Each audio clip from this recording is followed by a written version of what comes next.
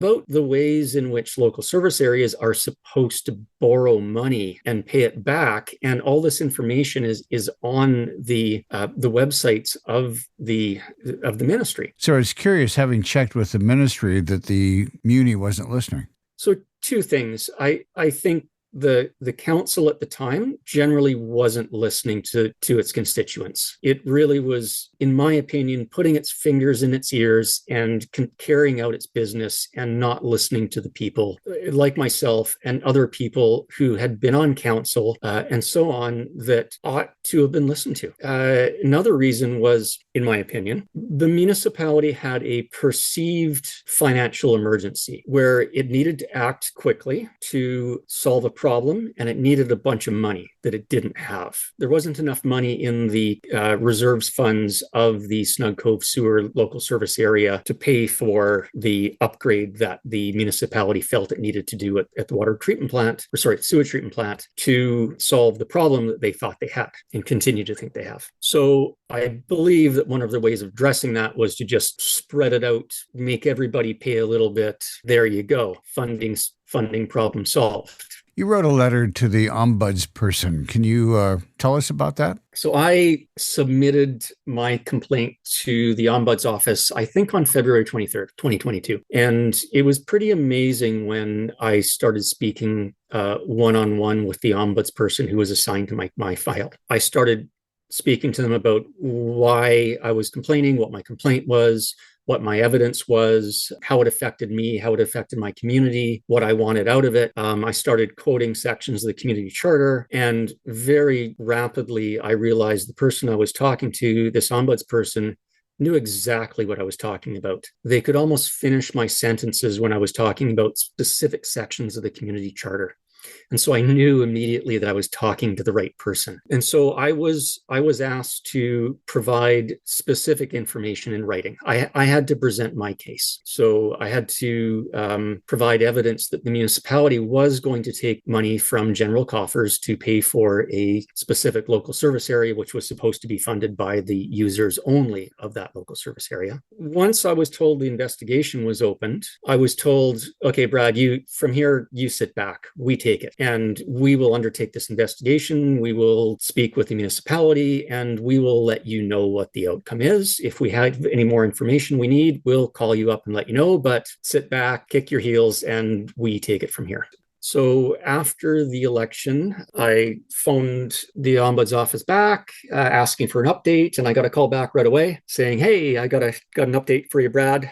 So there had been a follow-up phone call with the municipality, and the municipality informed the Ombuds office that they decided that they would resolve the issue by correcting the discrepancy between what they were doing and what their bylaws state, and that they would wait until the new year when the council members had been indoctrinated and things had settled down after the election, and staff would bring forward to council a revision of the establishment bylaw for the Snug Cove Sewer local service area to remove the wording. The only funding that would be available would come from just the users and the people connected to the local service area. That wording would get removed, which would allow the municipality to use island-wide taxation to fund the local service area, which was basically justifying themselves after the fact in what they were doing. So I had to think about that a little bit. It wasn't what I had asked as an outcome in my complaint to the Ombuds office. And so my initial reaction was I was a little bit annoyed with the Ombuds office for allowing that to be the outcome. But then I started to think about where we were at that point and where the Ombuds office was coming from. And for their standpoint, they were looking at this from a process and a contradictory standpoint. They saw that the municipality was contradicting its own bylaws, and if that were resolved, then the issue would be resolved. So from their standpoint, that was a resolution. But I realized that what this did was it brought the matter back into the light of the public, because this issue basically, I think a lot of people on Bowen had given up. They just resigned themselves that this was going to happen and there's not a thing they could do about it, and you can't fight City Hall. So I knew that this would bring the issue back into the light of the public. And at a time when we had a new council who largely, a lot of them had been voted in on the platform of transparency and fairness. And I'm hoping to get more transparency. And I'm hoping that our current council is going to speak directly with the ministry, with the Ombuds office, with its own lawyers, and find out what's really going on and make the right decisions. So what can we do as a community? This is sort of new steps for me because the Ombuds investigation just closed. I've been engaging council members, letting them know what I've done, letting them know how the Ombuds office investigation happened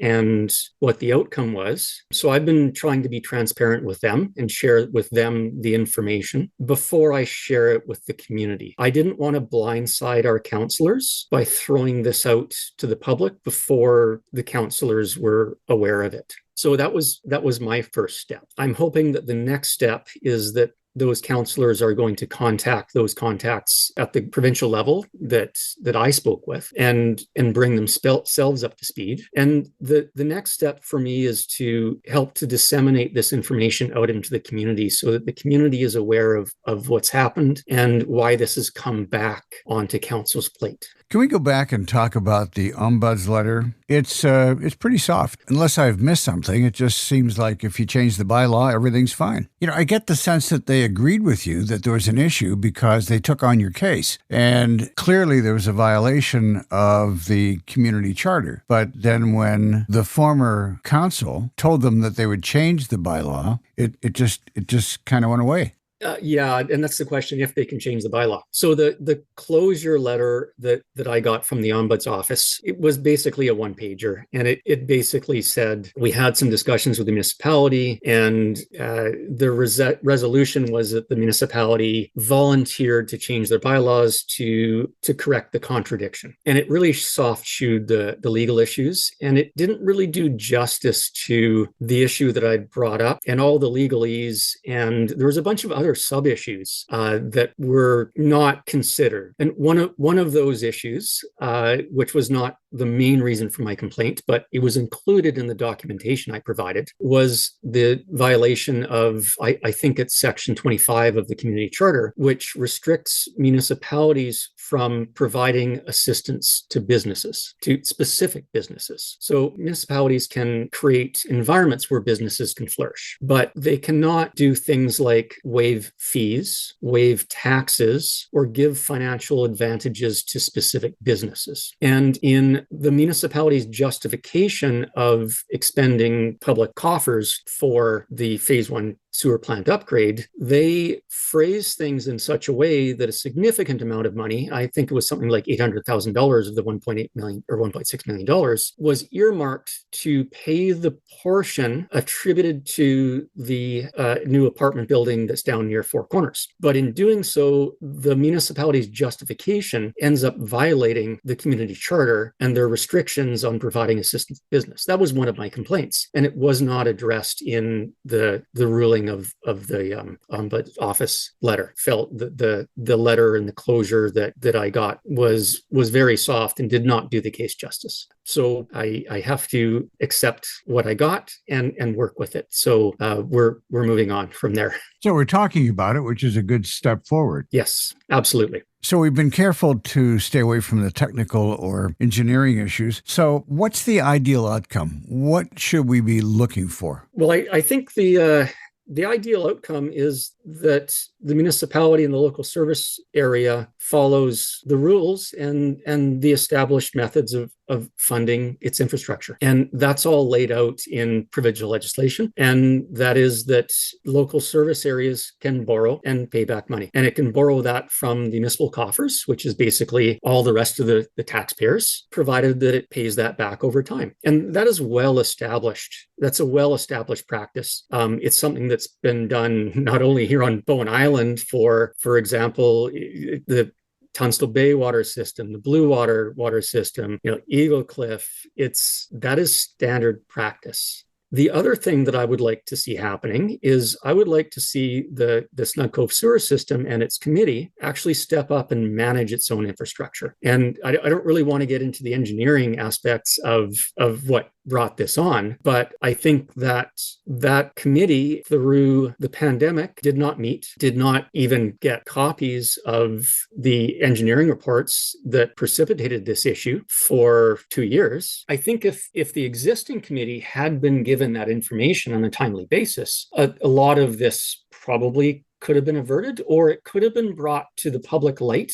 a lot earlier, and other experts like myself could have been brought in a lot earlier and could have helped to solve some of the symptoms and completely averted the need for phase one. Can you say more about the committee? That committee is not populated with its full contingent. They need more members, and they need members who are a bit more from the community, who might have a bit more knowledge about sewer systems and that don't represent business interests. And I'm not faulting the two members of the committee who do represent business interests. They have their own reason for being on there. And these committees they're not fun to sit on. And I don't fault those individuals for getting on the committee and volunteering their time. But I think we need some other members of the community, in particular the members from Kates Hill residential area, to volunteer and get on that committee and get involved and to start managing their own infrastructure. And I think if they did, they could cut down their costs an awful lot. So my takeaway from all of this is that you've provided a great example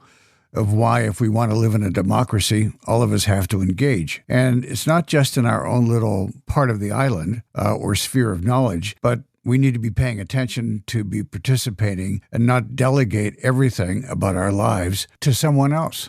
Yeah. Well, I'm hoping this is a wake-up call for the people that live in these local service areas, that if you do have expertise to get involved, because at the end of the day, all of this funding could go back onto just the users of that local service area. And those people all had the opportunity to get involved and to try and avert these costs. And there was no effort to do that. And maybe because people weren't aware. Brad, I really want to thank you for walking us through this journey of yours. It's been a huge help to understand the issues better. Thanks for hundreds of hours of work and mostly for caring. Thank you so much. And I just like to say that I do appreciate very much all the people that do work in those committees, and even members and staff of the municipality. Having been there, it's not an easy job, and so I do acknowledge that. We've been speaking with Brad Hawthorn about the Snug Cove Waste and Water Treatment Plant, municipal bylaws, and participatory democracy. So before we close the studio doors on this episode, I wanted to reach out to Nerys Poole to see what questions I didn't ask and what we missed. Nerys is a retired lawyer and served on the Bowen Council from 2008 to 2012. So what do you think about what Brad had to say?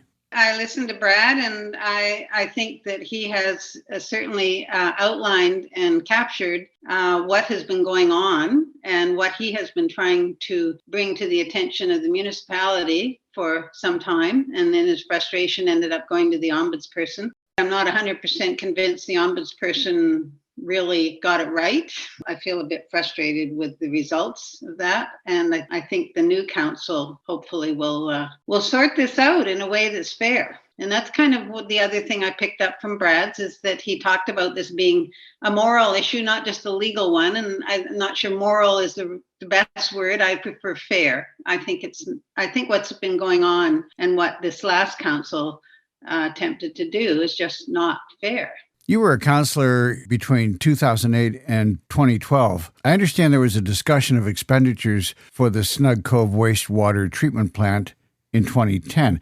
Can you talk about what happened and how it relates to this podcast? Yeah, there was an upgrade at the time to the sewer treatment plant in Snug Cove, and we were the beneficiaries of grant money from both the province and the feds, and we had to come up with $721,000 from the municipality, otherwise we wouldn't get the grant money. So my point on council at that time was, well, this is going just to Snug Cove Sewer, and the bylaw is pretty clear.